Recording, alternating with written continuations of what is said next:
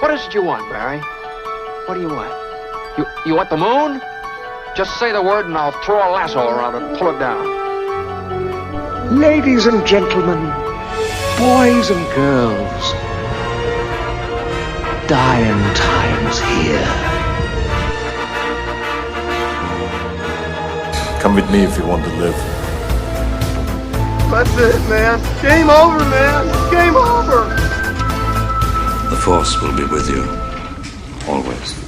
Ladies and gentlemen, welcome back to 20th Century Geek. I'm your regular host, Scott Weatherly, and we are back in the Batcave, riding along in that tumbler, ready to complete our Batman retrospective. This has been an absolute saga. We've gone from 1966, the camp classic with Adam West. We've gone all through the Burton-verse, the Schumacher-verse, and right into the Nolan-verse, and we are going to finish off today with The Dark Knight and The Dark Knight Rises. So I hope you've enjoyed it, and I hope you're going to enjoy the end of this. I'm now going to hand over to myself, Mike, and Megan, and our final reviews. So that takes us then into The Dark Knight, and let's start with, because we've had Jack Nicholson, and we've had Mark Hamill, and now we've got the Heath Ledger Joker. So what's your take then for The Dark Knight? 2008 came out. Your thoughts on Heath Ledger Joker? Having Heath seen Ledger is my favourite Joker. I love Heath Ledger anyway. So, yeah, I thought he played a really good role for the Joker. He was great. I think he is one of those ones where, you know, a lot of when the film came out, because obviously he died, because I looked up a fair amount about his death and stuff, because I remember hearing lots of different rumors here and there about it. So, and I remember obviously when he died, he got given like an honorary Oscar sort of thing. And it's one of those things where I don't think he would have been given it if he hadn't died, even though I feel like he definitely deserved it. And I feel like his interpretation of the Joker is right on so many levels. Like the Jack Nicholson Joker, I think is brilliant. I think without the Heath Ledger Joker, I'd say he's probably the best. Yeah. Excluding maybe the Mark Hamill Joker in some of the games, which is savage in the Arkham games. But I think that Heath Ledger's Joker is enough of a new take from all the other Jokers for it to be fresh, without it doing a bloody Jared Leto Joker, which is completely destroying the characters.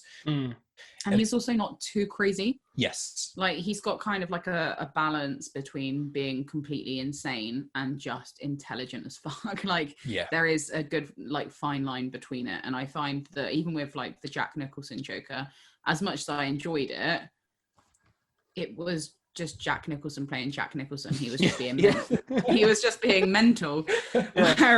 Whereas with Heath Ledger's Joker, there's a bit more, like, kind of finesse to the character. It's more refined. Yeah, and what I love about it as well is one of my favourite little things is just he tells people different reasons how he got the scars, and it's that whole weaving into the sort of comic realms that I've been getting more into, where he has multiple origin stories, where he doesn't stick to one. And I think that he's just, it's one of those things where it's hard to, I don't like agreeing with the hype machine a lot, because often they do overdo everything. But I think Heath Ledger's Joker is probably one of the only things that has got mass hysteria of overwhelmingly positive reviews. And I stand behind that completely and go, you know what? He is definitely the highlight of the film. I mean, the Harvey Dent Two-Face is excellent, but the Heath Ledger's Joker, I just think from the performance, from the look, from the starting scene with the bank stuff, it's just every level of it gets better. And I remember watching it for the first time, and for me personally, spoiler, Dark Knight I think is one of the best films ever made. But with Joker's Dark Knight, the thing that really was the cherry on the top, I remember, was right near the end, where he does the whole the two boats, one with criminals on it and one with the normal people. Yeah, that's good. As soon as that, and he had the plan, and he has the detonator, and he plans to blow them both up. When it gets to midnight, it wasn't one of those cop-out things where it's like, oh, I didn't really have a plan B. I thought they were really going to... He's like, no, and he reaches for the detonator, and Batman fights him and gets it off him. And I was just like, this is as genius as it can get, because you've got a comic book villain, but he doesn't do anything that's unrealistic. These are all genuinely genius ideas of how to tear Gotham and, in turn, Batman apart in so many ways. And really, I can't really praise it enough. I think it's absolutely brilliant in every manner. Well, I think it's one of those lightning in a bottle. It is iconic. I think he brought something to this, and I can see why it took such a toll on him as an actor. Like, he invested in his character, and if he was playing this character, it's a really dark character, but he's like hyper intelligent. I think one of the things I was looking around on the on the old interweb and stuff at like how people had reacted to the Heath Ledger Joker, and there seems to be a bit of a split on how they take it, like how they take the film and him in it. Like a lot of people sort of go, "Oh no, he's a complete anarchist," and it's all sort of like as he says, "I just do." That's like they literally take him at face value as like, "Oh, he just does stuff." And then there's others that are like, "No.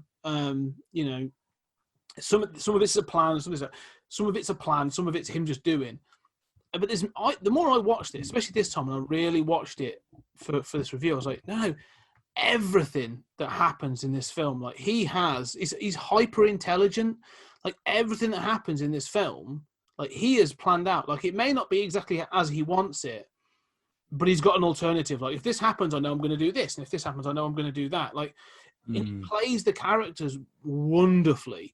Like the way he talks to people.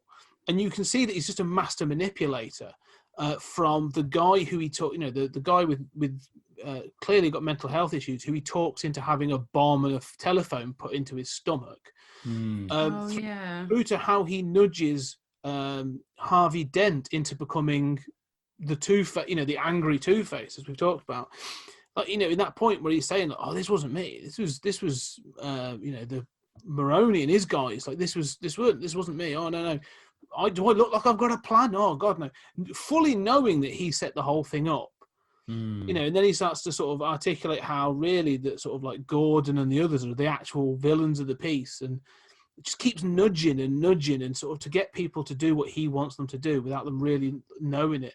And I think all of it comes down to, like, it starts about money. Like when he turns up, it's about taking down the Batman, and then quickly he's like, doing this is an awful lot of fun. Like, fucking with Batman in this city is a great laugh. Like I think I legit see that by the end of this film. Like the Joker in this has an arc.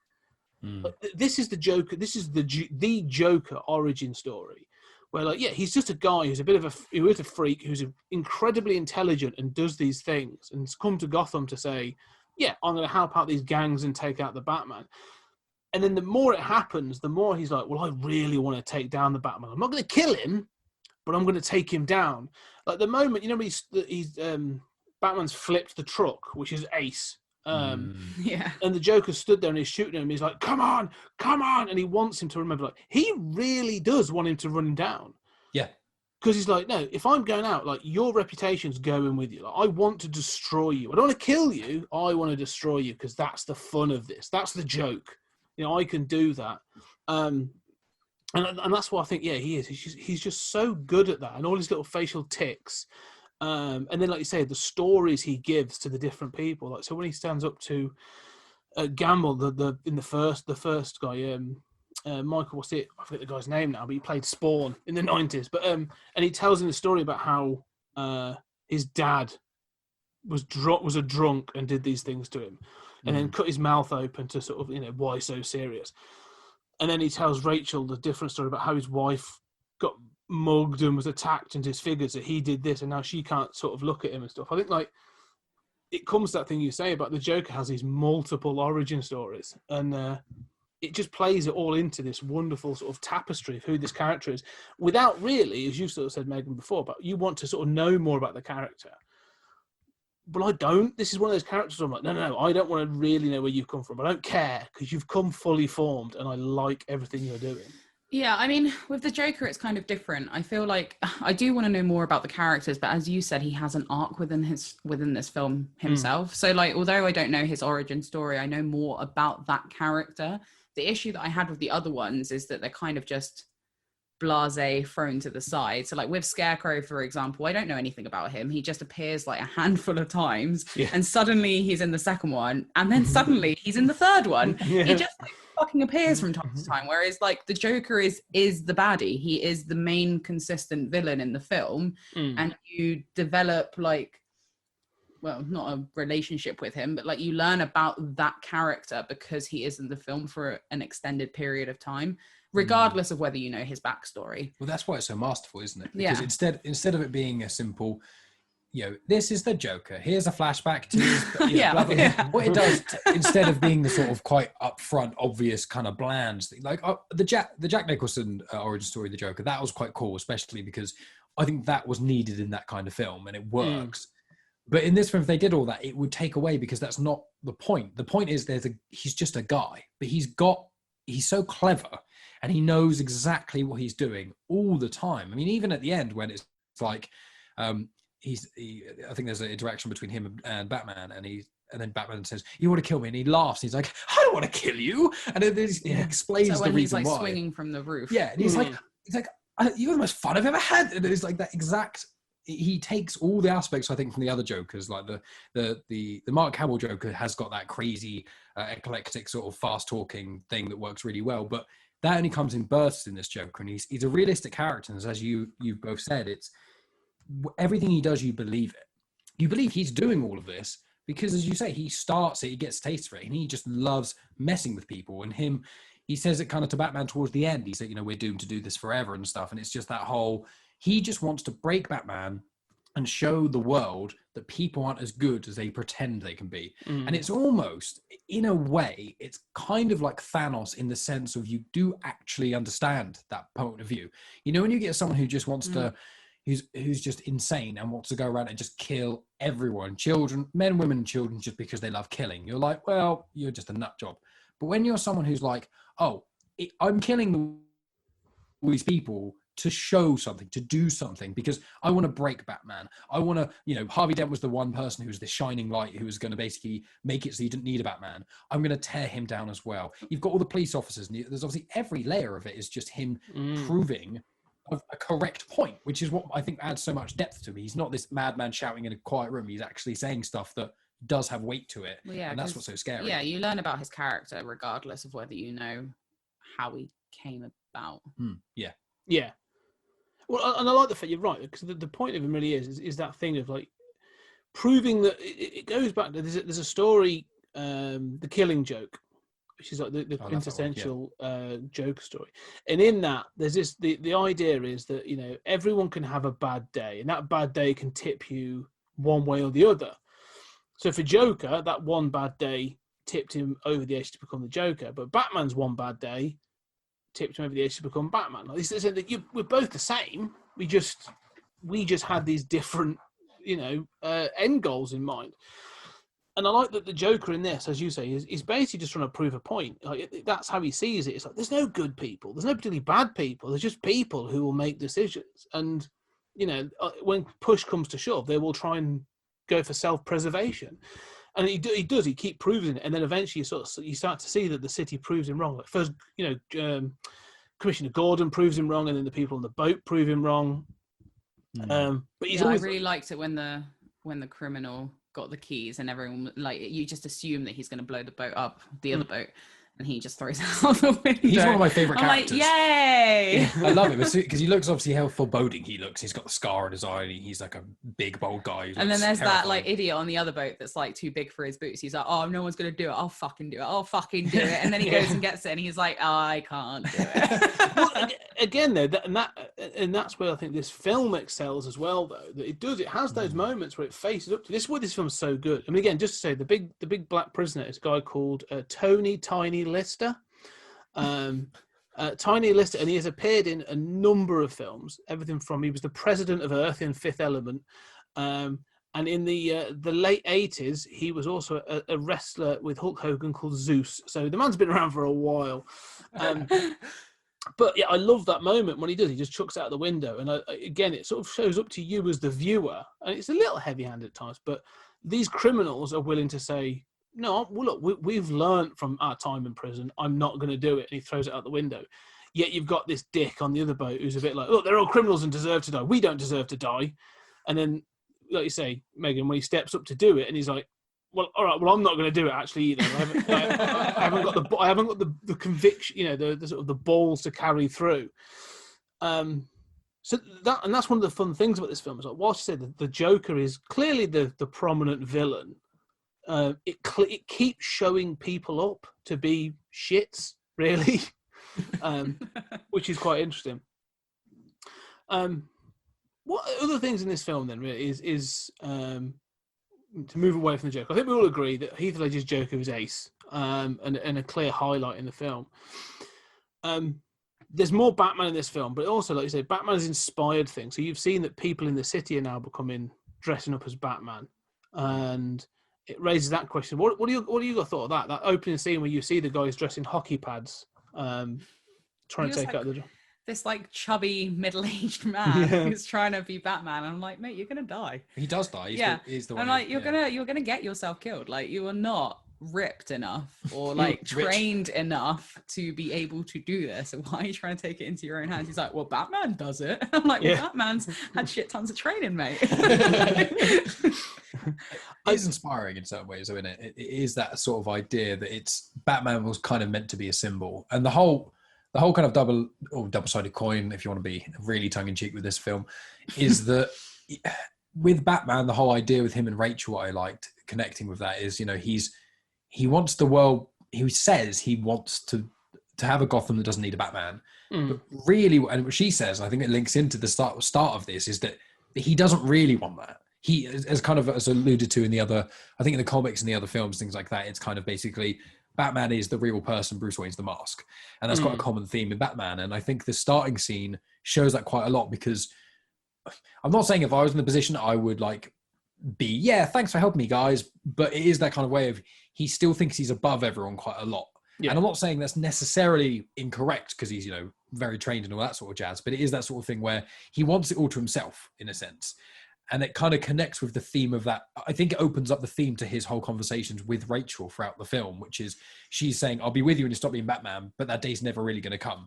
And I think that first scene really shows that quite well. I will say that the love story or lack of love story between Rachel and Batman, or Bruce Wayne rather, does irritate me slightly. I find Rachel very fickle. Like, you can't turn around and be like, I'll be with you once you stop being Batman, but I'm literally in a relationship with this guy. And she makes out with both of them as well. Yeah, she makes out with both of them. And Harvey Dent's just proposed to her. And she's like, oh, yeah. And then he's like, I don't trust Bruce Wayne. She's like, no, you got to trust him. And then she makes out with him. I'm like, well, no, he has every right not to trust him, because you just fucking cheated on him. Yeah. This is one of the things I think that... this film is written by men and directed by men, and I think one of the problems with the female characters throughout is they do feel like they're written by men. We've made this complex female character. Yeah, what you see as a complex female character, and sort of to be fair, as a female, I have disliked the majority of the female characters in all of the Batman movies, and it's not. It's the same in this film as well. I find Rachel quite irritating, and I really dislike the fact that she's kind of playing both sides with Harvey and Bruce Wayne. It's like, you pick one, and she does in the end. Obviously, she writes a letter and chooses someone, but it's just like, come on, you can't. She's essentially leading both of them on at the same time. Yeah, I think the problem is though. That with this film is they wanted to pick Rachel Dawes as a strong, independent woman, and she is in many cases. She's a competent, district attorney or assistant to a district attorney, and she knows her own mind. But all this could have all been fixed with a single dialogue scene. If she has a conversation with Alfred at some point where she's literally just saying, "Look, I'm really," she leaves that letter and this other stuff that Alfred reads. The thing about sort of you are my best friend, and I do love you in that way, but I've decided I'm going to go with Harvey and stuff. And you go, okay, that makes sense. But if that was a dialogue scene where she handed that letter to Alfred, where she's like, look, I've been really torn up about this, and could articulate it, then I'd probably a bit more like, yeah, people are complicated and it is difficult. But she never shows that. She just sort of goes, yeah, tonight Harvey, tomorrow Bruce. I agree. And also the fact that she wrote a letter. Also, the fact that she wrote a letter makes her even more fickle to me, because it's just kind of a cop-out. It's a cop-out, yeah. Yeah. She's not ballsy enough to be able to actually have that conversation. So she's like, I'm going to write a letter where I don't have to deal with confrontation. Here you go, Alfred, you deal with it. Yeah.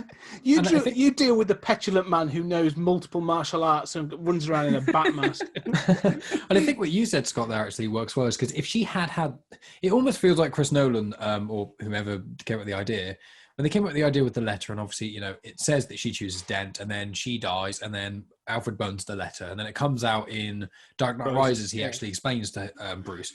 But really, it seems like you just added a step for no reason. Why don't you just have Rachel tell Alfred all this sort of stuff? Exactly. And then there's no letter to burn, and then Alfred can just choose whether or not to tell Bruce. And then rather than it being like, what if she left you a letter that I burned? It's like, why don't you just say, she told me before she died, but I didn't want to tell you? Like, you've almost just overcomplicated unnecessarily to take away a little bit from the character. And I hadn't really thought about that. Also, the fact that he even burnt the letter, I feel like, is unnecessary. He could have just hidden it in his room. But anywhere, Bruce Wayne doesn't look around anywhere, does he? He just stays in his one little area in the house. He could have hidden it anywhere. Just left it on the kitchen. Bruce doesn't go to the kitchen, let's be fair. He could have just left it on the cabinet and it'd have been there for ages and no one would have seen it. But again, literally a dialogue scene where she explained this to Alfred and said, look, I'm going to be meeting with Bruce on the, in the next couple of days. I will explain everything to him. I need to talk to him face to face. So you knew that was coming. And if Alfred knows that and he's like, okay, well, I'll let you have that. You have that conversation. And then she's killed. It does exactly the same thing where Alfred's like, oh shit, now I've got the knowledge. Now, do I share that knowledge with Bruce or not? Does the same without faffing around with this flaming letter. So yeah, I agree. I always struggle with that bit because it just feels a bit of a cop out. Like, it's the kind of thing you did as a teenager, weren't it? Sort of like, you pass a letter through class. I'm breaking up with you. Do you like me? Tick yes if you like my face. I do.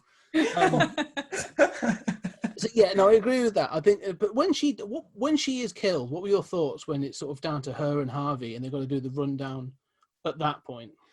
I thought it was clever how it panned out because I had seen this film before, but I'm so crap with movies. Like, that's why you've seen Star Wars with me about 4 times. It's the only way you can remember any of the characters. Yeah, that's the reason why we've seen Star Wars so many times. It takes me a while to remember, so I completely forgot that she even died. So like when it happened, I was like, "Is she dead?" And Mike was like, "Yeah, the building just blew up, Megan. She's dead." So like I thought that the like how it happened was really smart because obviously when Batman then turns up and it's Dent, he's like so angry that they went and saved him. So I thought it was really, I liked it. I thought it was smart. And that's Joker playing them again, isn't it? Yeah. Because like and that's why if people are saying that he's just doing stuff, it's like, nah, it's all fucking tactical. Yeah, because it's like when he's in that room, I know it's kind of back to Joker, but it links a bit, is that when he's in that room, and as you said earlier, where he's a master manipulator, and he's in that room, and obviously Batman's there, and Batman's just wailing on him, and he's just laughing, and he's like, you have nothing to trade with me. You have nothing you can possibly convince me with. And he just keeps wailing on him, and eventually he goes, I'm going to tell you. I'm not telling you because you beat me up. I'm going to tell you because I'm basically playing a game with you. And obviously he specifically tells him the wrong address. Yes. Because he knows. And then the same sort of thing happens when there's that other cop that's in there. He eggs him on, doesn't he? Yeah, and he's egging him on to try and beat him up. And it's like, you're like, that cop is an idiot. Like, I was just like, just ignore him. Just leave it. Just put it to one side. Let it go in one ear and out the other. Just... Yeah, chill. but that scene is with the Harvey Dent and Rachel stuff. That is, you feel it. And when Batman he gets Harvey, and both Batman and Harvey, you can feel how angry they both are because Harvey was ready to die, and Batman just wanted to save Rachel. And they were both. And as they're coming out, and obviously Harvey gets the oil on him or chemicals, or whatever, and then he gets set on fire and things. But it's like that whole scene. I think it's such the Two-Face character. It is a bit of a stretch, but I think that moment, it's probably as close as you could get to someone really flipping over the edge of literally you wanting your girlfriend or fiance or whatever to be saved. She doesn't get saved. You think it's because the police or whatever have chosen you over her because they view you as more important or something like that. While also the Batman that makes everything more complicated, and you get burned. I just think that the emotion, I think, for a film that is, I don't like calling it a superhero film because I just feel like it's got so much more weight than most superhero films. You know, aside from probably Infinity War and Endgame, and maybe one of the Captain America ones, the MCU and stuff, and even some of the DC movies, they're fun, they're cool, you watch them, but there's not really emotional weight. There's always one of those cop-out moments where either the main character or the partner seems like they're going to die and they don't from a kiss or magic or some crap like that. But there's never really, you never watch a superhero film and there's no real emotional weight most of the time.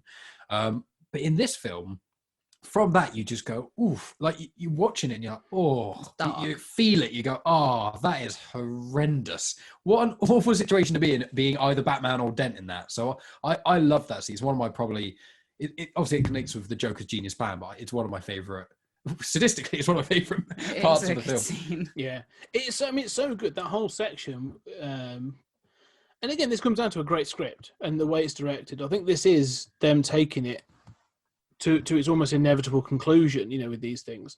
But like you say, that Joker, he gives him that address fully knowing exactly what's going on. Like, you know, he knows that Harvey and Batman have been working together. And so, like you sort of said, that so when Harvey's pulled out by Batman, he believes that Batman's made a choice to save him rather than, you know, the White Knight sort of thing has been saved rather than Rachel.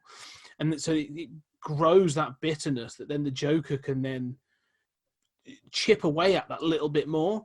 But the fact it's then paralleled with all the stuff that's going on in the police station, where he sort of says, I just want my phone call. Like, he takes the copper and he's like, I just want my phone call. And they're like, oh, just give him the bloody phone. And the phone just happens to be a detonator to the mobile phone in that guy's stomach. It just plays out like so well. It's just, it's a really fantastic section of the film. And one thing I want to add as well, I try not to talk too much about Joker. One little thing I loved is when he does the whole tryouts thing, and you've got those people, and because, you know, he first comes into it and he's got the grenades in his jacket, so he knows that the mob people won't kill him. And then I don't know what his name is, but it's basically one of the black mob bosses, and he's like, I'm going to get my boys on you and stuff.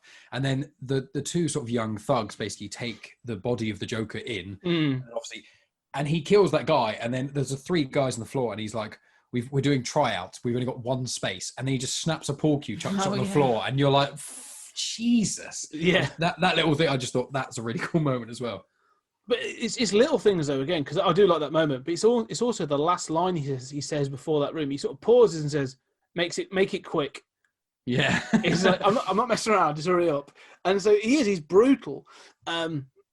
One of my favourite things in this film, I just want to go back to, we sort of talked about the sort of chase scene in the first film, you know, where it goes across the rooftops and along the freeway and that sort of thing. But the lorry, when they're attacking, you have the guy, you have the Harvey in the back of the police truck, and the police, you know, all the police cars and stuff about to take him somewhere because he's claimed to be Batman. Which is something we sort of, you know, we see in this film. And then the Joker attacks on the lorry. That whole sequence, and then, you know, obviously Batman turns up on the Tumbler, and then the Tumbler gets fucked up and becomes the Batpod, which is another great little vehicle. The bike thing. Yeah. But one of my favorite things I'd never noticed before in this is the lorry that they're driving is a circus truck. And it says on the side of it, laughter is the best medicine. But then in red paint, they've put a big Slaughter. Slaughter is the best medicine. Oh, I love it. I hadn't noticed it before. I was like, that's really cool. So I think you pointed that out, didn't you? Yeah, it's one of my favorite things of wordplay.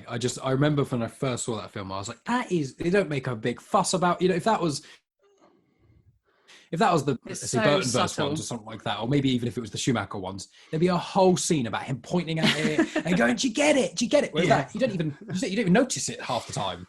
Yeah. Oh no, I agree. I totally that. Yeah, if that had been one of those previous directors, that would have been the opening shot. You'd have panned that for a good 15 seconds to hammer home, like, look what we figured out. Yeah, but that scene is incredible. It is. It's incredible. Like you say, the whole thing of, you know, the chase and I kind of love the fact that Batman's clearly a little bit pissed about the whole thing, and he's not so bothered about sort of destroying police property. He's like, police guys, screw them.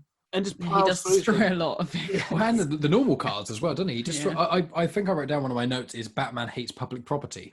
So just because Bruce Wayne's a billionaire doesn't mean he likes to just, like in the first scene the first film when he does the jumping, and I thought, God, he's destroyed a lot of those roof tiles, hasn't he? It's because I'm working in insurance for too long now because I'm sad. And then I see the car thing and I'm like, God, if that was an insurance claim, you get the Batmobile or Bat Tank or whatever you want to call it, destroying 20 vehicles of missiles because he's chasing down the Joker. You're thinking, if you woke up the next day and that was your car, you'd have no claim. You can't claim against anyone. You wouldn't know who it is. And I was like, but that scene is bloody brilliant. I absolutely love it. It's one of my favourite scenes. However, it does there are two things I realised watching it this time that made me sort of stop and go, the first one was the property damage, where like he's going, because it's all underground, isn't it? And he's like blowing up concrete and all this other stuff. And I'm like, that's going to cost the city a fortune to replace all that.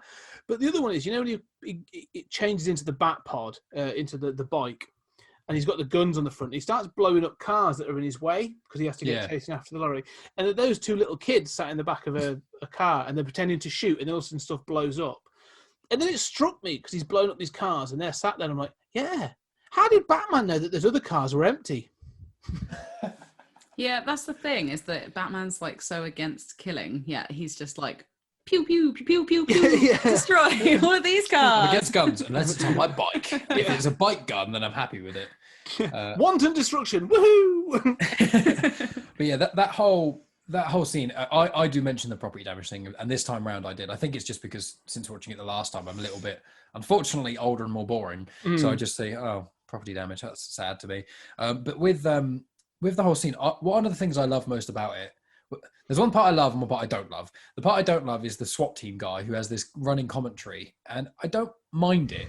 It feels a little bit out of place, but at one point he goes, I didn't sign up for this. And it's like, you're a SWAT guy. This is exactly what you signed up for. What are you talking about? Yeah, this is literally what you signed up for. Yeah, it's like this. Yeah, Mike was irate about that bit. I forgot about it, and he was like, "So I'm sorry." I was like, "Get out of here, you twat!" You've literally gone for one of the most dangerous parts of like police enforcement, law enforcement. You know what Gotham's like. What are you playing at? But aside from that, one of my favorite parts of the whole chase scene is when the Joker's shooting RPGs at the vehicles, and he uses the jump part of the tumbler, the Bat Tank, to make the jump in the way of the RPG thing. But the Bat Tank it's damaged, and it does actually have to self-destruct and things. But I like the fact that it's not.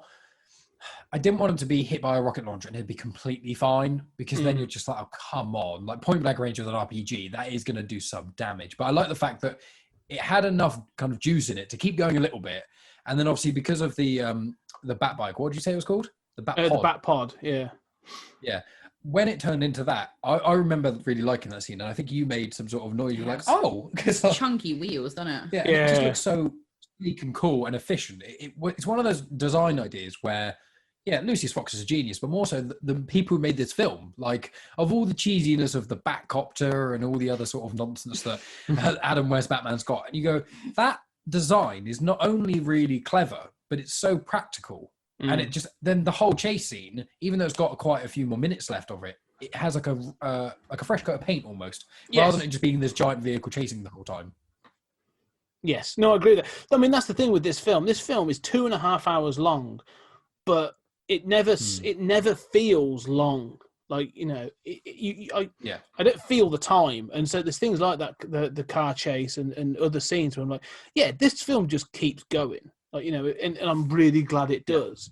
Because what you say, I think the balance, it's got a really... Go on. Yeah, the balance between the sort of the talking parts and the action parts. I agree with that. I think that they've got the balance on that dead right, and I don't think they got the balance quite as right in the sequel.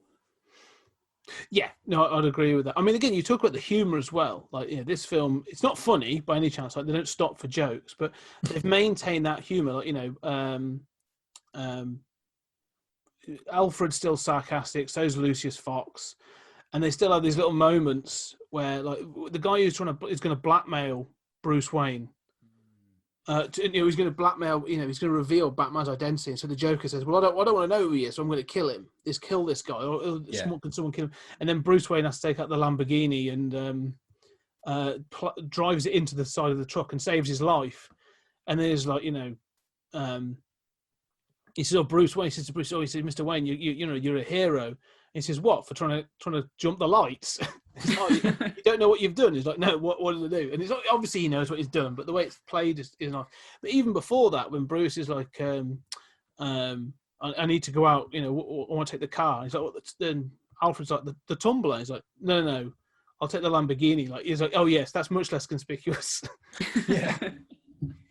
I also like, I think it's just the extremeness of certain scenes as well. Like, obviously, when the Joker's walking and the hospital blows up behind him, that isn't that's so funny. It's not like a super funny moment, but it makes me laugh just because of how excessive it is. Yeah. Well, that's one of those moments. Is a bit of behind the scenes, not a thing for it. That's a legit hospital they were going to demolish, and so they when they were filming in Chicago and stuff, and just fortuitous, they were like, "Oh, we're demolishing this building. Do you want it for the film?" And they were like, "Oh wow, we do." So they actually get to demolish it for the film. That's cool. But that scene when it doesn't go off and Joker stops and, you know, shakes the detonator and all that sort of stuff was completely ad-libbed because the detonators didn't go off. And that's what. So when Heath Ledger jumps and runs off shot, that's all legit. Oh, that's amazing. Yeah. So originally it was supposed to press it and just have him sort of like, you know, doing his sort of Charlie Chaplin walk at shot, and then it happened like that, and they were like, "There you go, perfect." It just sort of fortuitous that it worked out as it needed to, really. That's cool. It is cool. I like it when you hear things like that. Like you get it with I think it's DiCaprio in Django Unchained, where he breaks a glass at one point and he cuts his hand and he doesn't break character. Yeah. And then afterwards people are like, "You're all right," and he was like, "Oh yeah, whoops." Yeah, there's something like that as well, where I can't remember what film it is, but when I went to America, I went to the Warner Brothers studio tour, and I think it is a superhero film of some description. And one of the actors kicked this rock thinking that it was... Oh, it's Lord of the Rings. Is it Lord of the Rings? Yeah. Aragorn they kick a rock because they think it's one of those like lightweight things, but actually it's this like proper rock and he broke his foot or his toe or something. And so all of the pain that he has is real. Isn't that in the film when they think the hobbits have been kidnapped and he kicks something and he just goes, "Rah!" And apparently the roar was it him in pain. But he kicks some sort of corpse and he breaks his toe or something. Yeah. I only heard about that a couple of weeks ago, oddly enough. Oh, really? Brilliant. Yeah. I heard about it on Reddit or something. But yeah, because anyway, sorry. Well, no, to talk about being in pain, one of the characters I just want to sort of touch on before we finish is we've talked about Harvey Dent as the White Knight, you know, as being the good Harvey. But the depiction of Two-Face in this is pretty brutal. Like, we've had purple-faced, you know, Joker wannabe Tommy Lee Jones, and then you get, you know, Erin Eckhart in this one. What do you think of the way they depict Two-Face in this one? I much prefer it to the other one. Like it has reason as to why he's like that. Whereas in the other one, the guy was just mental for no real reason. He was just trying to outdo the other actor. Whereas like in this film, like there's actual like valid reason as to why he's like that. I think it just adds a bit more depth to the character because he's not insane. He's really smart. He's just really goddamn angry, and he has every right to be angry. Lost almost, isn't he? Yeah, he's lost like literally everything that he cares about. So yeah, I think obviously one part of it is the special effects is absolutely insane when you get that reveal. It's like bulgy eye. Yeah. You get that reveal and he turns, it's like, oof, that's rough. But I feel like, because I said to you when we were watching it, Megan, it was like, the thing is, what I think we touched upon, and you mentioned it when we did the previous one, which was the whole Tommy Lee Jones Two-Face doesn't work because he wants to kill that person. He just keeps flipping the coin. Yeah. And just like, that doesn't make any sense. Why even have the coin? Just shoot them. Whereas in this one, one of the best lines is when he's in with Maroney, I think it is, one of the mob bosses, and he flips the coin and he goes, "Oh, you're lucky." And then he flips and he goes, "Who's that for?" He says, "Your driver." And then he shoots the driver and then the whole car flips. And I was like, that's genius. That's the kind of thing, because Two-Face doesn't actually care if he lives or dies anymore. So his whole thing is just kind of going around and doing his warped version of sort of fair chaos. And I think that the way he does it, that he does flip a coin. And obviously the brilliant part is that when he's Harvey Dent and he's trying to torture that guy at the shooting of Jim Gordon sort of after the rally, and he's flipping the coin. He's like, "If you get tails, I'll kill you," or whatever. But it's a double-headed coin. And so that's very clever. And then when obviously it gets burnt, that shows a very good imagery of his actual outlook on life, being a bit of a trickster, but good on both sides, it actually shows no. The side of him that was burnt is basically part of him that actually died. And then he does continue throughout the film. And that ending with Jim Gordon's son and stuff, that's the bit where you're just it's like, intense. oof. Yeah, and that's what I mean, because again, we had that sort of like the ending of the first film was all a bit, I don't know, say the third act, it gets into a bit that fancy, it falls into superhero tropes, really, doesn't it, the first film? This one doesn't want to go near that. This film really gets, you've had the big fight with the Joker, and then it comes down to this sort of, like you say, this really small, intense scene where he's like, he's going to do kill the kid sort of thing. And I think when you say, look, he's lost, is a really good description. Like, everything is gone, and he's no longer the Harvey that we knew. It's a really good point, but it's a really good ending, and I love the fact. What do you make about the decision then that Batman makes to take on the not the guilt, I suppose, but to take on the mantle of the killer, that take on the crimes that Harvey had committed? I enjoyed it. I liked it as well. Well, you go first. I just feel like it kind of was like a necessary thing, because by the same token of Harvey Dent being lost, I think Batman was also semi-lost as well, because he also lost Rachel.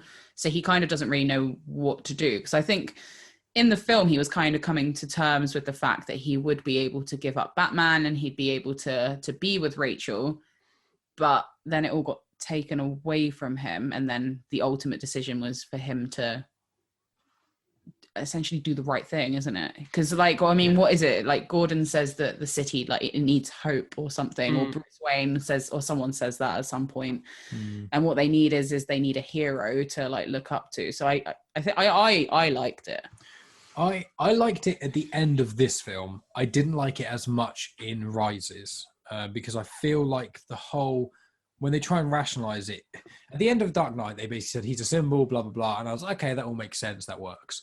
But then in Dark Knight Rises, when they start to go, oh, we need him for the Dent Act and all this other stuff, I'm like, I don't understand why him being dead or alive. And you asked me that, I think we were watching it, and I was like, I don't really know. I was like, I didn't fully understand that. Maybe we'll get onto that in a sec. But I feel it isolated in this film. I think it mirrors the film brilliantly, as in the feel of the film, where it's like, it's bittersweet, isn't it? It's like, Batman beat the Joker, yay, but loads of people died, and Rachel died, and he's kind of at a loss, and Harvey Dent's gone, and it's like, you've won the battle, or rather, you've won the war, but the casualties you've lost in the battles are huge, and I think that it does end well. I like the whole, where I think Gordon's talking at the wake, whatever it is, at Harvey Dent's funeral or something, and he's basically talking with the symbol with Harvey Dent's face behind him, and he's, he was the hero that we it's the whole Batman line is, I always forget what it is, he's the hero that we didn't deserve but we needed, or something like that.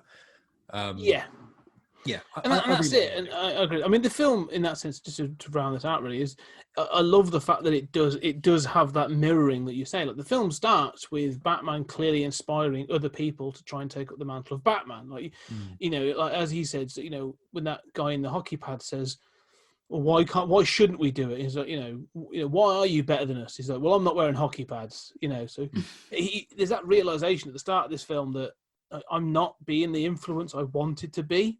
I think becoming Batman's inspired the wrong kind of thing. And so he sees that escape in Harvey Dent. And so for the Joker, I mean, technically, in many ways, the Joker wins. Yeah. Because he proves his point. The Joker in this win, it says, the people on the boat don't kill each other. But he's like, look, well, I've taken enough away from Harvey and I've nudged him over the edge. Look, I've taken the one, your White Knight, and I've twisted him and turned him into a villain now. Like, the guy's going around killing people to the extent that he's willing to kill a child to prove his point or to get his vengeance. And so, like you say, the end of this film is Batman trying to course correct, isn't it, really? It's like, look, the city can't know this is what Harvey did because it will lose hope, because it will show that the Joker's right and people can't believe that.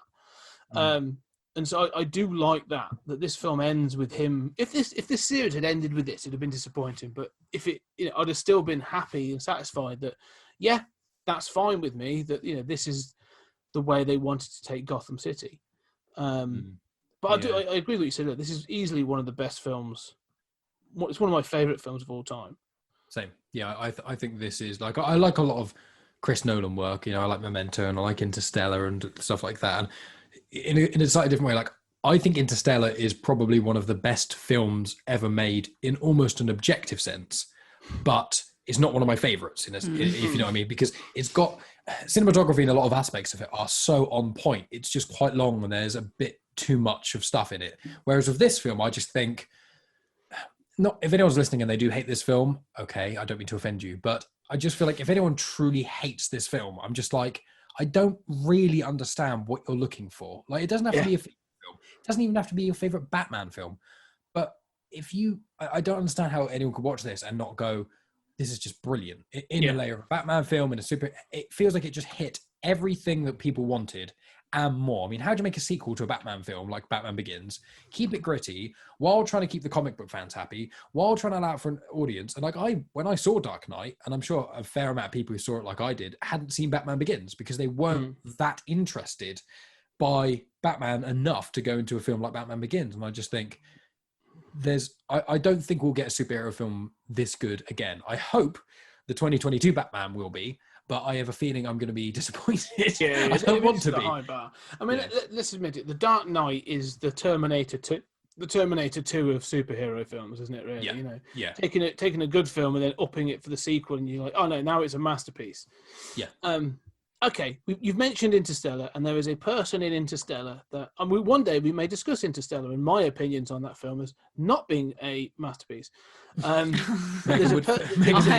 would be more inclined to agree with you, Scott. There is an actress in Interstellar who we are going to talk about, Anne Hathaway. And I have mixed feelings about Anne Hathaway in that sometimes I think she's really good. Like, she does films and I think she's fantastic. I think she's a very committed actress. I think she can do some really good stuff. And then there's other times I see it and I'm like, what the fuck did you get out of bed for this morning? Like, why have you done this? It's awful. To be fair, I kind of feel the same way about Anne Hathaway as well. Yeah, she confuses me. Like, it's how I feel about Anne Hathaway. However, I kind of like her in this film. I think she's actually quite good in this, so she redeems herself for this. But so Dark Knight Rises came to 2012, and it's set 8 years after the events of the Dark Knight, and Bruce has just been brooding for that time, and it's a bit unclear, like, how long did Batman continue to be Batman after the events of the Dark Knight, and then stop. But this film caused some real controversy because obviously in the comics, Batman's a dedicated nutcase who will not give up for anything. But in this, the depiction is Bruce Wayne literally quit being the Batman after about 4 years. So what are your thoughts on that? This idea that he quit being Batman for that long? I just find it weird that he's just cooped up, like. From what it seems in the film, because obviously I'm not very, as I've said, I'm not very good at remembering movies. So like, it's the first time that we see Bruce Wayne when like, well, it's Catwoman, but it's not Catwoman. It's Catwoman when she's not Catwoman, isn't it? Is when she's in that room. Is that the first time that we see Bruce Wayne? When she steals the pearls. She steals the pearls. Yeah. So he's just been cooped up in this area of the house, like locked in. Because Alfred's like, you take the key, you open the door, you leave the food, you lock the door, and you leave. I'm like, so you're locking him in a wing of the house? Like, that's so weird. Why are you locking him in? I assumed, it's a good point. I always assumed he had his own key. But yeah, it may be that Alfred's just like, no, he smells really bad right now. You just keep him locked up and he's happy, Yeah. I think I have the mixed feelings as well with Dark Knight Rises. When I first watched it initially, I enjoyed it more than I did this time. And I just think, because I've seen it 2 or 3 times. I think it's the 3rd time, whereas Dark Knight I've watched about 8 or 9 times, I think. And there are moments in this film. I think this is one of those weird cases where the middle is probably the strongest part of this film, which is normally, I find, especially with superhero films, the middle's normally the weakest because you've got where it lags. Yeah. Whereas in this, it's the opposite. I just think the start doesn't really make a huge amount of sense. As you said, like, Batman's doing basically nothing for 8 years, and you're like, or 7 years, or however long it is, and you're like, okay, so what's he been doing in all this time? Like, what, just living in his manor, doing actually nothing. Yeah. He still looks thin, so he hasn't gained loads of weight, which makes no sense. But also, he's got a really bad leg from an unexplained injury, unless I missed something. Well, no, the injuries. So the injury. This is the interesting bit. And this is a good point, really, is because when he goes to the doctors later on, when he does his, he basically goes to scare the crap out of Commissioner Gordon in a balaclava. The doctor says to him, he says, "Oh, I've seen worse cartilage, but only because you have got no cartilage." So basically, all that jumping around and all the stunts he did as Batman have basically just knackered his knees and his shoulders and his elbows. So he's in really bad way, which seems to never gets mentioned again. He gets basically one leg brace and that's it. Then he's like, "Yeah, now I'm badass again." And you're like, that bit I was like, he gets a leg brace and then he manages to kick a wall and destroy the bricks, and I'm like, you're just wearing shoes. Yeah, like that would he really wasn't even hurt. wearing. He'd break his ankle for sure. Yeah. Sometimes I stub my toe in my trainers and I'm like, I cry. You know what I mean? Same.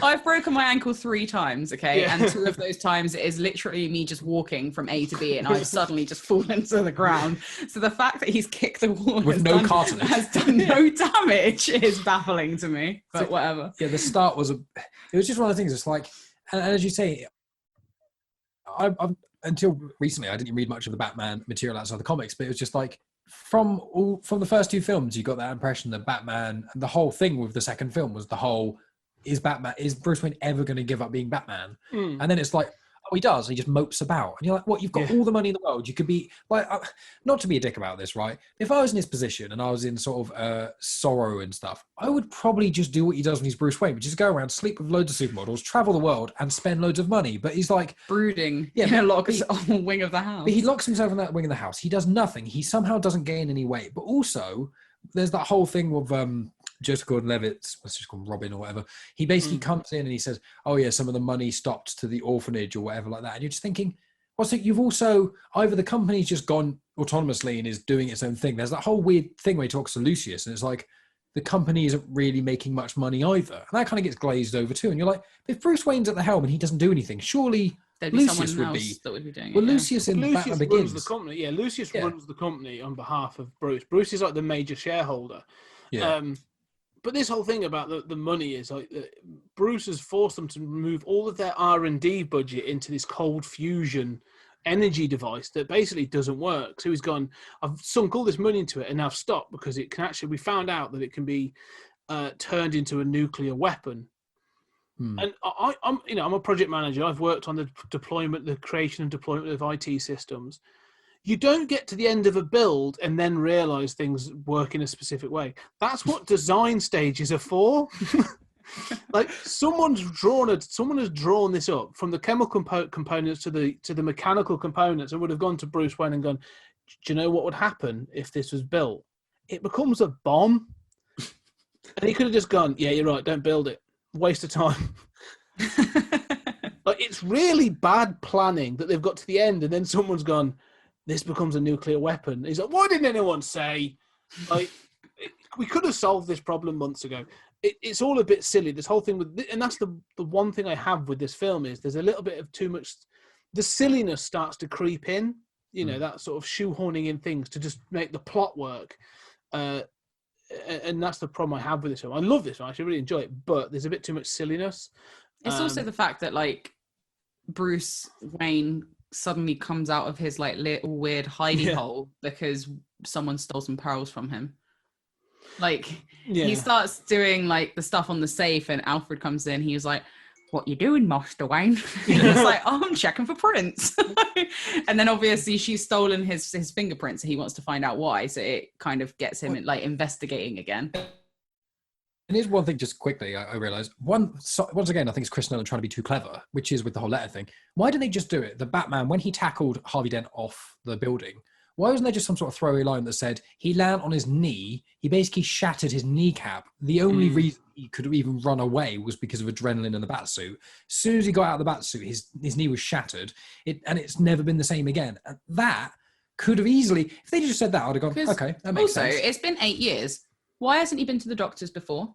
If he's got such a bad leg, why has he waited 8 years to go to the doctor with all the money in the world that he could literally go and be like, what's wrong with my knees? He didn't get a doctor to go to him. Like, he's got enough money. Exactly. He doesn't even have to go to the hospital. I'll be perfect, yeah. I'm one of those men. I don't like going to the doctors. I'll just put a plaster on it and then pretend it's all right. That's about it. You're right. I mean, I watched this film last night, and I watched it all the way through. And I actually, again, it's got really good pace. It's got, it escalates. I mean, like you say, this film starts with a robbery, a small burglary, and then escalates to basically the occupation of a city. Chicago, which is huge. And I find that I like those bits in it, but then like when it has things like this bloody cold fusion bomb, that's you're thinking like, well, why would you even build this? It's ridiculous. And then Blake as well, the Joseph Gordon-Levitt character, when he basically turns up, he's like, I've got to speak to Bruce Wayne, and Alfred's like, why? He's like, I know he's basically to say, I know he's Batman. And he visits him, and he's like, well, how did you figure it out? And you get this whole anecdote about how when he was a kid he saw this thing, I saw that look on your face of having to fake a smile, and you're like, he may, I'm thinking he may not be Batman, he may have, have you not seen his other film American Psycho? He may just be a psychopath, But also there's so many people in the world that or there's going to be loads of people in Gotham that have such skeletons in their closet. Does that mean he's going to look at everyone and be like, you're Batman and you're Batman and you're Batman? He should have just said, shouldn't he? He was like, well, I've realised that Batman, I've looked into it a bit more. The R&D stuff that it would cost to fuel everything I've seen of Batman in the news, including the Bat tank and the Bat outfit, would be this amount of money. There's only 10 people in the whole of Gotham who could possibly earn this. And there's only 50 people in the next 400-mile radius who could possibly do that. Oh, and also I've noticed that Bruce Wayne mysteriously goes on business trips whenever there's a big baddie in the thing. It's like, if they said that, you'd go, you know what, you're a pretty good detective, but I saw your smile. It's like, what? Yeah, I hate if it had said when I was a kid, I saw that smile, it stirred something in me. I had my suspicions, and for years I've been doing these investigations. He's a policeman, so I've been doing these investigations on the side, and I figured it out. Yeah, brilliant. That shows he's a good detective. He's committed, and all this other stuff. Not that basically he's creepy and just stares at people's smiles. Yeah, I mean, again, some of the characters in this, it's like Bane in this film. I like Tom Hardy. Again, he's one of those actors that I really like, and he does interesting things. Sometimes I like Bane on screen, and then there's other scenes when you're a bit like, I don't know what you're doing. Like, why have you made those choices? And it's little things again, the whole opening scene makes Bane look like a badass. They take on that plane, and then they destroy the plane. It's all of it just to get Dr. Pavel, and to get some information from the CIA. And it's really cool. It's a really impressive scene, filmed really well. You think, oh yeah, Bane's a real. You're thinking not so much maybe the Joker, but he's a strategist. I can see why he runs this terrorist organization. But then when he takes over Gotham City, he basically just becomes like a Ponzi Pratt. That bit where he's outside Blackgate Prison and he starts reading that letter. And it's good. And yes, you've got that weird masky voice, which has been probably impersonated millions of times now. And I'm not going to do it here. You two may, if you wish. But he reads this letter and he sort of talks about, he says, I'm going to give the city back to you, the people. And he does his little head bobble. And it just sort of the way he does it, it just, I don't know why, but it's really distracting. I found his accent quite distracting. There were points where, because I remember saying to you, Mike, and being like, because I don't know anything about Tom Hardy. He's one of those actors that I've heard his name lots of times, but I don't think I've actually seen that many films with him in. And I was like, is he British? Because his accent's really confusing me. Yeah. It travels, doesn't it, that accent? Yeah. It's a little bit of everything, Yeah. The other thing is, he is British, and he is very good. There's a film called Bronson, which is one of his first films. Brilliant. which is absolutely phenomenal. And he's really good in a film called Legend as well, where he plays both the Cray twins. That's why I know of him, because I remember being at uni and the cinema at uni was playing that film. So I saw the advert quite a lot when I was walking to my classes. And also the other film I've seen him in that he's really good is Lawless. Yes. Lawless, Legend, and he's actually surprisingly brilliant in Revenant. And I think Revenant is quite an overrated film that's quite bland in places, but he's a standout. And I just think whenever I see Tom Hardy in most things, he's one of my favorite actors, I'd say, because I haven't really seen him do necessarily a bad role, but I've only seen like his greatest hits. So yeah. No, I think he can do great, and I think again in this, there's that little bit thing of like Tom, you're playing a villain, you're playing a Batman villain, and so it's almost like there's almost like a desire to go a little bit panto at times. Yeah. And they haven't really done that in this series. They've held back, and I feel that Tom Hardy's the first one to go a little bit camp. And it's not always terrible, but there are other times when I'm like, oh, you don't need to go that arch to do this. It looks fine. Because there's other bits, like when they take over the Wall Street, was it the stock exchange? And he walks in, and the guy's sort of like, he's got his hacker there tapping away on the laptop, and he's looking around, and he just sort of nods at this guy who's sat there looking terrified. He's like, all right. And that to me, I'm like, that's cool. That's interesting. Like, as a choice, like he just chooses to nod at this guy in acknowledgement, and you're like, all right, that's interesting. And then like they go off and do other things. It's just like, oh, I don't know. He's the same with what's her face, Anne Hathaway's Catwoman.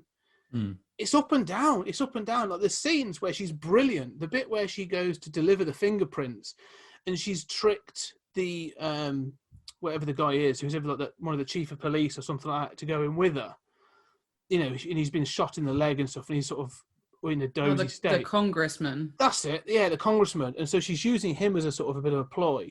And then when the police break in, and she starts playing like she's hysterical and stuff, and then sort of manages to get out of there. Like that whole bit is brilliant. Like she is brilliant in that scene. And then later on, for some reason, she starts to go a little bit. The camp seems to creep in towards the end of the film. I'm like, oh, it's a little bit too much at times. Yeah, the thing that annoyed me is what Mike mentioned earlier. I can't remember if it was before we started recording or not. It's just that everyone knows how to use all the future tech stuff, which really irritated me. So like Batman's obviously got that like bike, was it pod? Is that what the Bat pod? Yeah. So the Bat pod, and then suddenly she knows how to ride it. I'm like, no, you would need to learn. Like, I'm sorry, you'd at least have one go at it and be like, oh right there, that's how you do it. But she just gets on and she's like, broom broom, off I go. She tries to explain it to her. She's like, I know what I'm doing, but like she says something like that, or like, oh, I get it. Like, and you're just like, it's not, no, that's not realistic. It's like, even if it was exactly the same as a motorbike, which I'm sure it's not, but even if it was exactly the same, if you get on a different motorbike and it has a slightly higher or lower CC, when you do that first rev and you go forward, the acceleration is going to be different. But it's the same with the car. You're finding the biting point on the clutch, and the car is different in all cars. So that did throw me a bit. I would say my biggest problem, not with Anne Hathaway, I found that in this film she was almost impressively unimpressive in the way of, I just think she did exactly kind of what she was meant to do. And there wasn't really, I mean, that whole screaming scene, I think, was probably the highlight where she was, but in this film, I often even forget she's in it because she's just so, in my mind, so inconsequential. Like, I know she's kind of there at major plot points, but she doesn't, there's no moment in the film where I go, oh, she's amazing. Like, whereas, like, for example, with Dark Knight, there's a moment for almost every character where you're like, God, you're badass, or God, that's cool. Whereas with her, I just keep forgetting she exists. The funny thing for me is that seeing Anne Hathaway in a role like this, because when I think of Anne Hathaway, I know what you're gonna say. I think of the Princess Diaries. So I'm like, what are you doing? You're the Queen of Genovia. Like, you're Princess of Genovia. So then I see her playing Catwoman, and I'm just like, no. It's a bit of a come down, really, from royalty.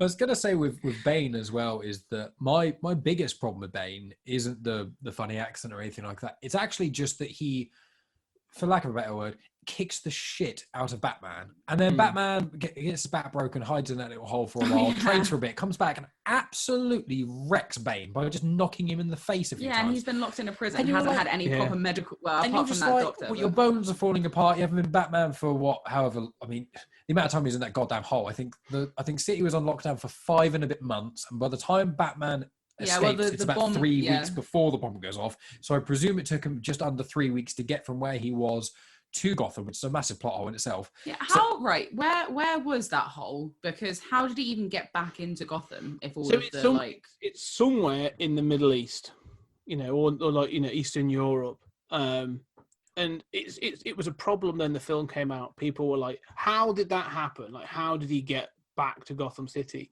With no money. Yeah, with no money. The only thing is, like you say, there's a little when he escapes from the hole. There's a shot, and it shows him walking to a town, and so you sort of go, okay, maybe he was able to get to the phone, but then, like, who did he ring? Because he can't have rung Lucius or anything like that because they're all in the city. So yeah, it's a bit of a glaring plot hole as to how he and fast as well.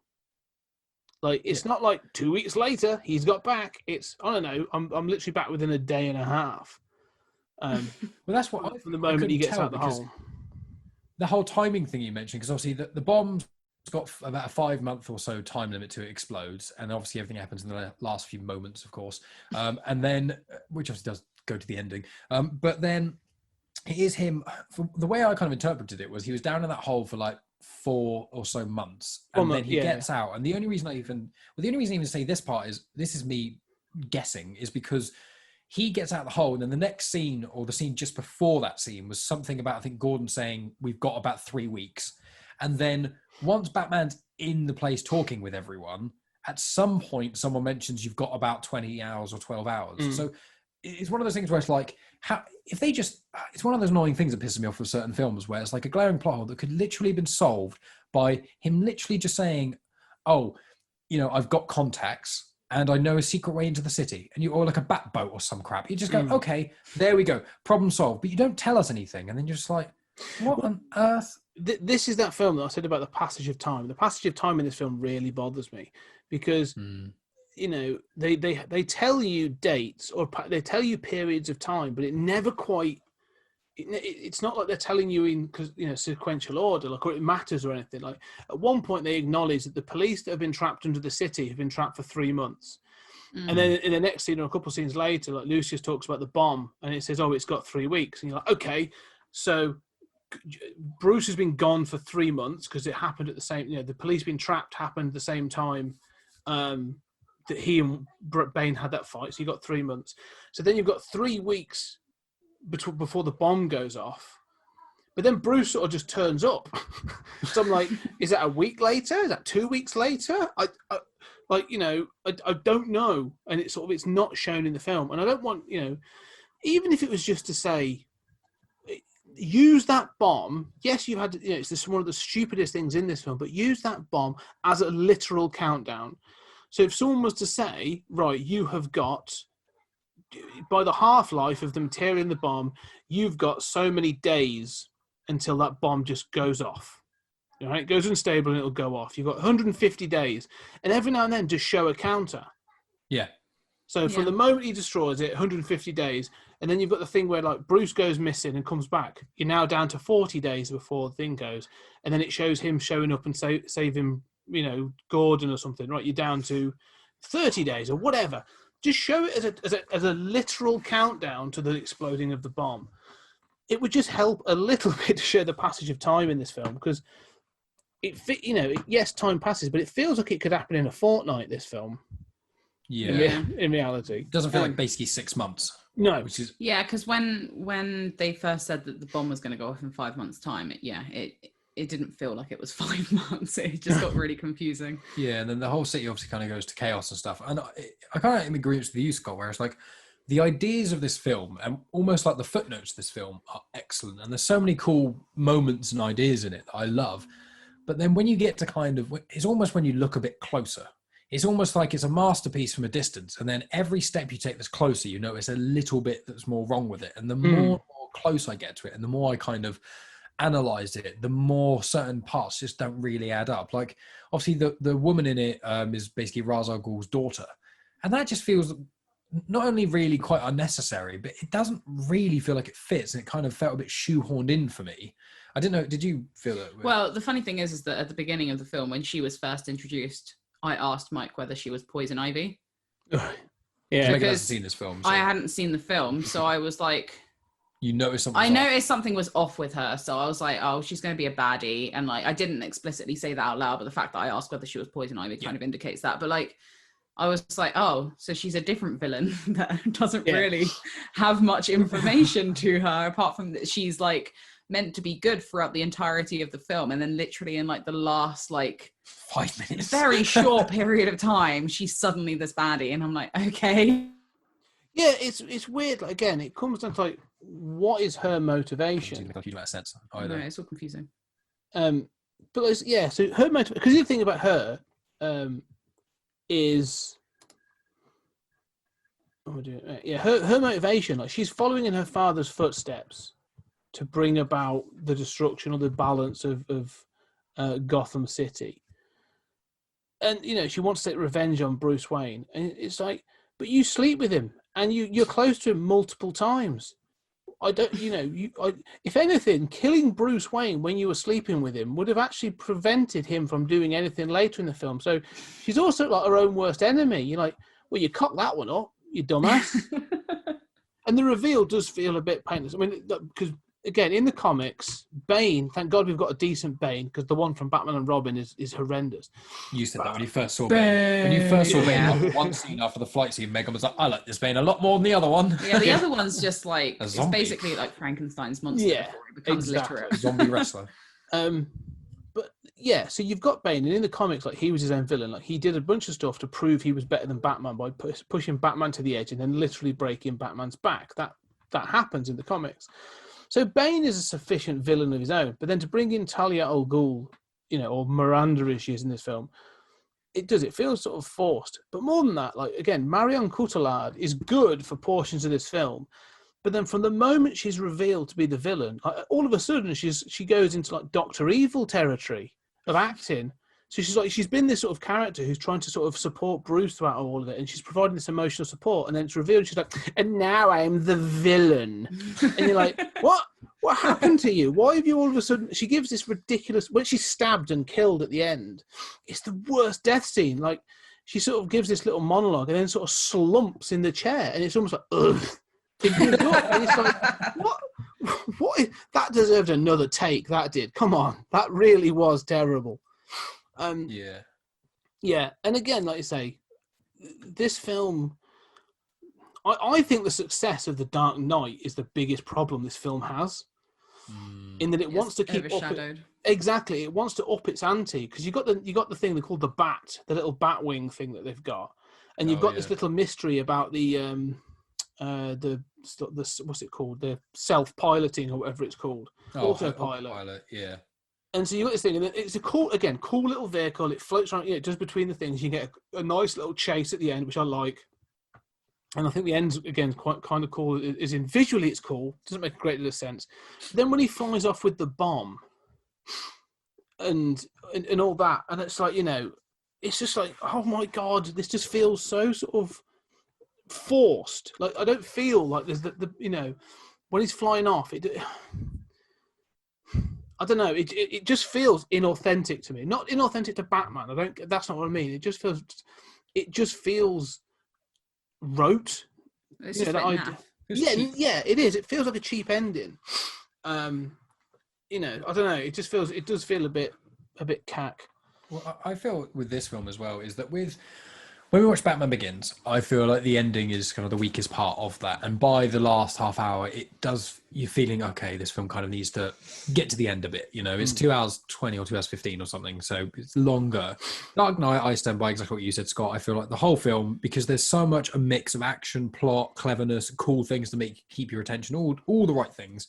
I've seen that film multiple times. I've watched it probably more than most films. And I still don't get bored of it. And it baffles me that when you watch it, it's 2.5 hours, because it doesn't feel like that. It feels like a 2 hour movie. This film is like 2 hours 40 or something. it feels like about 3 hours. There's so long. many parts of it where you're just like, I remember we watched it a couple of days ago, and we started watching it a little bit later than intended, but we had about an hour left, and I don't normally look at the clock. I try and avoid it because it normally doesn't work out for the best. And I was like, and I just glanced and I was like, oh shit. And I was like, I like the film, like I genuinely like the movie, but I look at something and there's another hour of this left, and I was just like, and it kind of ends, the bomb blows up and you go, oh cool, it's almost over, and then you look at the time, oh there's another like 25 minutes there, and you're like, just end, please. I just feel like there's lots of little bits in this film that didn't need to happen. Like, Yeah. So where you said, Scott, about the whole thing with Bane reading out the letter, obviously, like, so I found that whole thing with the letter weird anyway. Obviously, they needed the letter to happen so that people could realize that Harvey Dent wasn't all that he was, etc., etc. Like, that needed to happen. But, like, when they're at the Harvey Dent day and he has it in his jacket pocket, the commissioner, and then he gets it out to read it and he's like, I don't think the city's ready for the truth about Harvey Dent, and then puts it in his pocket. And I'm like, you're talking into a microphone. Yeah, people know you're there. People can hear you. Why has no one gone, well, oh, what's the truth about Harvey Dent then? Like, can you tell us? Like, clearly something's up if you're this stressed about it. It just felt really unnecessary. I know, and I don't know. I know that what happened with Gordon and Harvey was intense and was terrible because it's but even Gordon admits it's for the better. All right, what the events of Batman taking on, the being accused of the murders, everything was the right thing. He's the hero that Gotham needed, at that time, sort of thing. So he's all right with that. So 8 years later, he's been carrying this guilt but like, he doesn't know who Batman is. It's not like he's bothered by it. So I don't know why he sort of all of a sudden goes, do you know what? I really need to ruin everything that we've built for the city for the last decade. And he writes it all out as well. Like 3 pages. It's like 3 whole pages. It is a chunky little pamphlet. It's ridiculous. Yeah. So even if he was to read it out after the second page, people would have lost interest anyway. I think. Yeah, it's just Harvey Dent almost killed Gordon's children. He murdered a few people and he went off the rails. You don't. Like, obviously, there could be a bit more theatrics to that sentence, but you don't need 3 pages to explain that. But even so, he's like, I'm going to do this to ruin the fact that we actually stopped. We have removed organised crime from Gotham City. But, I'm going to retire soon, so I want the next person to have a really tough time of it. Like, I don't get what his motivation is. Like, you've lived with it for 8 years. Just live with it. It's bizarre.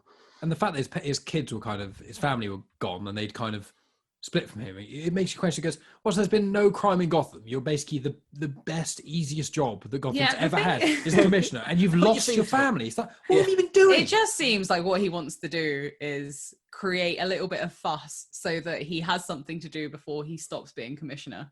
Yeah. Gordon in this film is my least favourite of the 3. Yeah, same. Yes. He does do a couple of cool I found things, him quite irritating in this film. He does just seem to be a crux of himself. He just kind of seems like he almost like ties his own shoelaces together and then keeps falling over, and you're just like, what are you doing? He's his own worst enemy.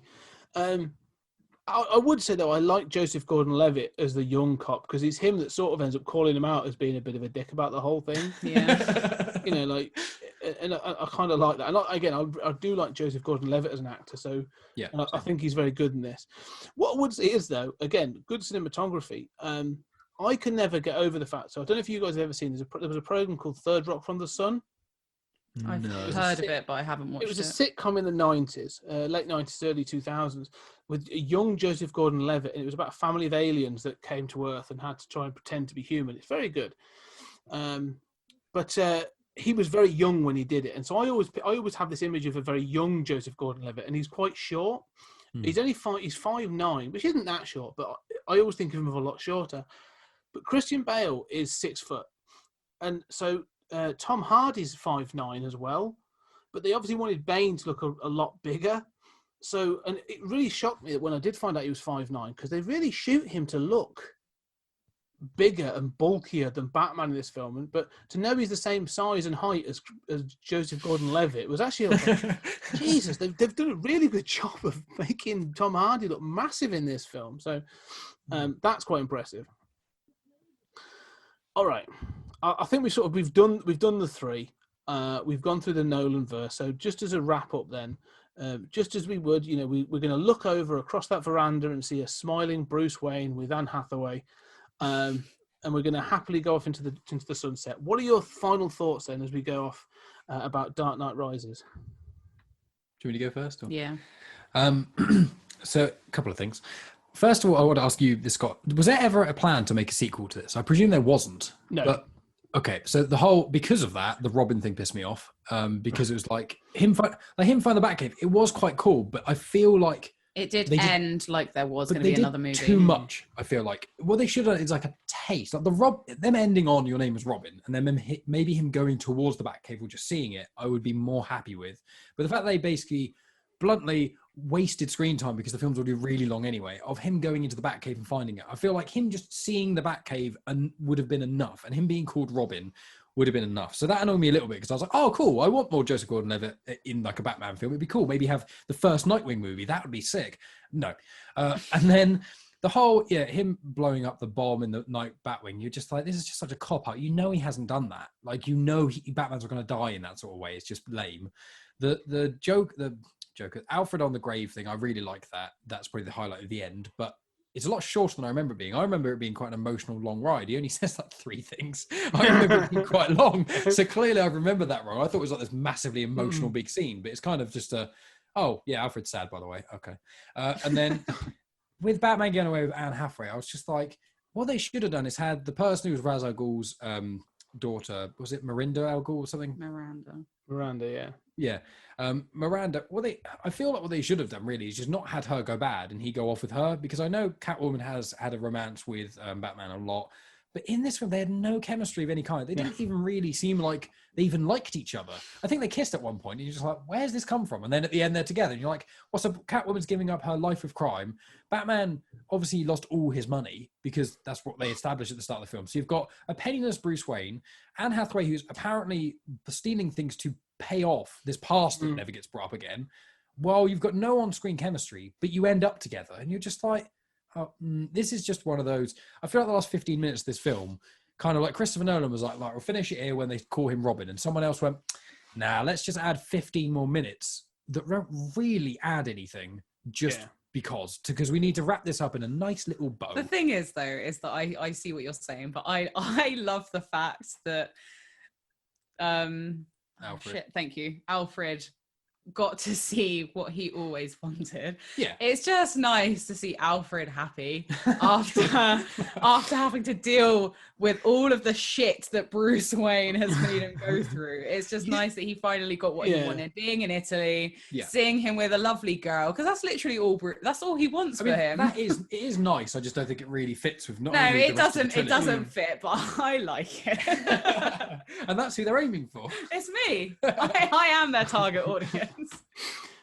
Here's what I think. I think you're saying, and Omega, you got anything else you want to say about the film before I jump in? Nah, I enjoyed it. It was all right. Here's the thing, though. It's a bit. You mentioned Lord of the Rings earlier on. It feels a little bit like Return of the King, doesn't it? You sort of go, "Oh, it's ending.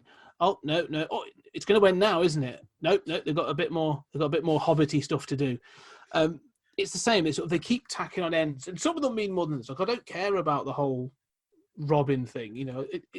It's interesting, but you could do without it. You could cut it all out. The only ending you need is the Alfred ending. Yeah. And again, the same thing of the fact that he used the money to support the boys' homes and stuff. Again, it's nice, but it's not needed. Like, he doesn't. It's a nice touch, but it isn't needed. But in my own head canon, this film could continue, and I'm surprised that they've never gone. DC Comics has never gone, do you know what? We should continue the Nolan verse in comics. The idea of somebody else taking on the Bat mantle and becoming Batman, and you know what? His Batcave is under a boys' home that used to be the Gotham, because the Batcave is now under the boys' home that he grew up in. He of the institute that he grew from. Like, wow, there's a story there, and give him new villains, do new things. Like, you could really do something with that. And him not having any money and him having to do with all of the Bat gear and having to keep maintaining it and finding it. That would be a really interesting story. Yeah, like he's quit the police, he's got this thing, and people. So I think there's a story that they should have told. What I want to do though is I'd like to know more of the story about, like you say, if Bruce Wayne and Selena Kyle in Italy. Now you see them as a happy couple. I want to think in my head that basically you say that she's given up her life of crime. Well, they look pretty wealthy sat there. Yeah, they in do that look cafe, wealthy. and she did not have any money. So I'm pretty sure that life of crime didn't end. And in fact, they've gone all Bonnie and Clyde, and they're just touring Europe, rip-roaring through people's homes and stealing jewels. That's what I think. And so this whole scene, when he turns up and, like, you know, Bruce Wayne wants to see Alfred and do that bit, and that, you know, that's nice. Like you say, Alfred gets his happy ending. But the moment they leave that scene, you don't know what they're saying to each other. They could be really bitter towards each other and everything. Like, you know, you get bickering constantly. You know, No. your fault. We're here. Fuck off. They've ended up I hate happy. you in your face. You This is cripple. why. Oh, This shut is your why. teeth. Ra's al Ghul's Miranda al Ghul, it would have worked in that way, because then it would have made sense in the comic canon of Damian Wayne existing, because it could have then, instead they were just like, let's do a quick thing. It's like in Frozen when they're that guy and they're like, let's just have him turn him into a baddie in the last 10 minutes for no real reason, and it just felt a bit unnecessary. And I feel like if they'd kept it in, it could have been different. I agree. There's some nice. It wraps things up, and I do think the three films are a nice arc. They are, you know, they're not the comics Batman, and I'm happy and fine with that. And it has this nice, you know, beginning, middle, and end. But the problem, I do find that the third film starts to lurch into camp a little bit, and so all the sort of the gritty noir that you've built up in the second film starts to fall away a little bit. But yeah, I'm so glad we got to do this, and I'm so glad you got to watch them. And I have to say, Megan, I'm so impressed that you got through 9 Batman films. Granted, we've done it over a little bit of time, but still, 9 Batman films is impressive. I feel like I've a high five to you. Yay! You did well. Especially because like a good couple of them are actively bad. Like, that's the funny part, is like, you watched a lot of Batman films, only half are really proper worth watching. Yeah, really. the thing I'm going to take away from this is, yes, I made you watch Batman and Robin, but you've also admitted that you don't remember films. So luckily that stain will be removed from your memory. So Oh, no. Batman and Robin is forever forged in my brain. I just remember the line in that film where George Clooney calls him Dick, and that made me laugh more than anything else. And then Mike was like, that's just his name. And I was like, oh, right, okay. That's the perfect metaphor for that film. Is the funniest part about the film is when you think the film isn't being that film. That's the best part. Yeah. So anyway, we'll wrap up there. Thank you so much for doing the retrospective with me. It's been an absolute joy to do this, and you know, I know you're reading more Batman comics at the moment, Mike. So, you know, hoping this has been a bit of an info dump for you as well.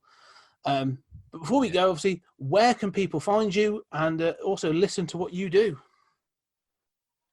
Yeah, I was going to say, thanks so much for having us on, Scott. It's been really, really fun, and it's been a good excuse. I mean, months and months ago, before we even agreed to do this, Megan and I were talking about rewatching The Dark Knight because it's just such a good film, and this is quite a good reason to do so. And I've always wanted to, you know, rewatch the Burton versus Batman films. Not so much Batman and Robin, could have done without that, but you know, being able to rewatch them and stuff has been a lot of fun because it's a talking point in a lot of ways. And me and Megan spending these evenings chatting with you Batman, it's not something, you know, even if we talk about a film, we don't sit there and talk about it for 2 hours. So that's been really cool. And I would like to also add, I would love, no pressure to agree to this, but I'd love to do a part 4, like a couple of years down the line, for like Justice League, Batman vs Superman, and The Batman, which probably all, depending if it was a Snyder cut or whatever, that could be the most turbulent Batman retrospective possible, because I'm sure we'd have a lot of strong opinions on that regard. I will happily get my cat claws out on Justice League and Batman v Superman happily. So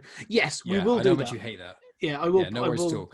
I will put that in the future. Yes. Wait for the Patterson Batman, because it's what Megan's looking forward to the most. But anyway, where you can find us? Well, you can find me at Genuine Chit Chat on Instagram, Twitter, and on Facebook. I've got 2 podcasts. I've got one which is Genuine Chit Chat, which Scott himself has appeared on, and Megan's appeared on multiple episodes, either by herself or featuring as the self-proclaimed co-host. I am a self-proclaimed co-host. Yeah, so if you like me chatting with people about all matter of things, I think you're going to come on at some point in the next couple of months to talk about H.P. Lovecraft, because last time we tried to talk about H.P. Lovecraft, we talked about sci-fi special effects and all kinds of things. Yeah, special effects and crossovers for 2 hours. I didn't even get onto it. Yeah. So yeah, Genuine Chit Chat is the main podcast, and if you follow me on social media, you'll see I talk about my other show, Star Wars Comics in Canon, which is found on the feed of Comics in Motion. And on Comics in Motion, there's a different comic-related podcast every day of the week about all kinds of different stuff. So make sure you check that out, because I also guest appear on loads of them. So if you want to hear my voice anymore, just go on ahead. It'd be great. So that's basically where you can find me and where you can listen to Megan. Megan has one place you can find her on social media. Yeah, I don't have a podcast. I'm not cool or interesting. You get all the fun of being on mine without all the editing and social media and all the other jazz. I mean, if you really want to follow me on social media, you can. I have an Instagram account dedicated to my health and like weight loss journey. Cooking. And there's a lot of food on there, a lot of pictures of me like having just done exercise. So sweaty photos and food is what you can find. So if you're interested in following that, it's Grits Gets Fit. GRITTS. Oh God. Gets Fit. There you go. Yeah. The only reason I spelt it is because last time we spoke to someone and they thought it was one T for grits. Yeah, and also the funny thing is that because we've been doing Batman, you keep saying Gritty, which is my surname. So every time you say it, I'm just like, oh, okay. It's funny. Megan's least favorite comment is if someone says the nitty-gritty. Let's get down to the nitty-gritty. So I sometimes like to try and drop it in there at certain points where I know she can't. In any podcast she's in, I'll try and say it because then she can't make a fuss. She just tell me off afterwards. But yeah, Grits Gets Fit with 2 T's. Excellent. So go check those out. Thanks again, Scott. No worries, guys. And for me, so if you want to come talk to us, you found us. So we're at 20th Century Geek on all the social medias, Instagram, Twitter, and Facebook. We have got the website. It's 20thcenturygeek.com. All the podcasts are on there, as well as reviews, news, and other things I've done as blogs. And also parts of our sister podcast, Stories Out of Time and Space. I have a Patreon as well, where I do a monthly podcast called 30-Minute Thoughts, where it's me just giving 30-minute thoughts on a different topic each month. And we have our Patreon Creator Corner. So every quarter, I bring on a creator to talk about a project that they are doing. We've had Kieran Gillen on recently to talk about his comic, Once and Future. So please check those out. But otherwise, again, guys, thank you very much for coming on. And we shall check you out some point in the future.